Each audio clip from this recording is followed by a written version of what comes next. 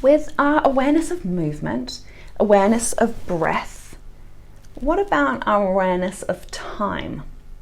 So we always seem short of it. We always seem to reflect on the past or potentially even worry about the future. So little time do we spend in the present. And you've noticed from what I've said so far that I'm all about us working out where we can do that, where we can bring ourselves back to gear 1, move from gear 5 back to gear 1 and allow yourself just a moment even, but potentially more, some time to show some gratitude, some time to journal, some time just to be, patting your dog, watching your children play, and potentially that time to bring awareness to yourself. Again, many books around that, around how the power of now, Eckhart Tolle, and how some of those motions and movements and headspace around being present is really important.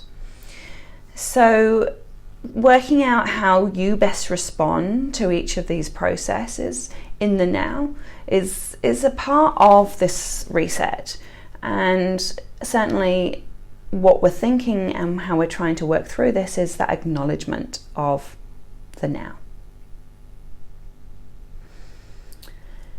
And as we move further into our body systems, a little bit more about nourishment. So I'm not going to say nutrition. I have done a diploma in nutrition, but I'm not a nutritionist. I'm aware of nutrition. And what I'm giving here is education around being honest with yourself and looking at where you nourish your body. So nourishment comes in the form of what we input. So smell, taste, hearing, seeing, touching, yes. But what our body system actually drinks and eats. So you know very well that if you are sipping on fizzy drinks and eating too much chocolate, then you're in a stuck position. So I'm not here to take you out of that. I'm here to make you think about what might be happening to your body and your physiology if you continue to do that. So I've certainly been through things with my body system, allowing me to want to take that nutrition diploma. So I know what real bad constipation feels like. I know what screaming down the hospital feels like because you've got this extended bowel and you really can't move. I know what bladder irritation feels like, having a catheter in or out and not being able to pee afterwards. So there's that awareness of what your body's doing and that want to make the change and get things moving well and have that control back on ourselves. And we can do that. And most of it is done by what we are inputting. Yes, medications have a huge role, which was what my main issue was.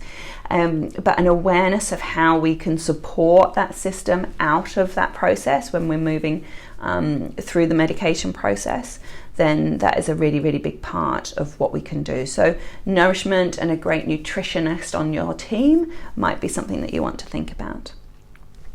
And I mentioned it before in terms of serotonin release. So there are thousands upon thousands, actually millions, of gut neurons. So basically our gut has its own nervous system.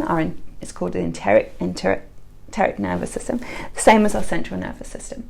So there is a lot of information that comes into our gut that then allows the body to reply. So thinking about that, thinking about how much we input into our gut system is similar to what we input and allow our brain system to acknowledge and take in. One of the things that I want you to think about is the culture and the wisdom that you have been brought up with and how that sits with you in terms of how you nourish your body with those mealtime plans and what you might be taking as an input to those.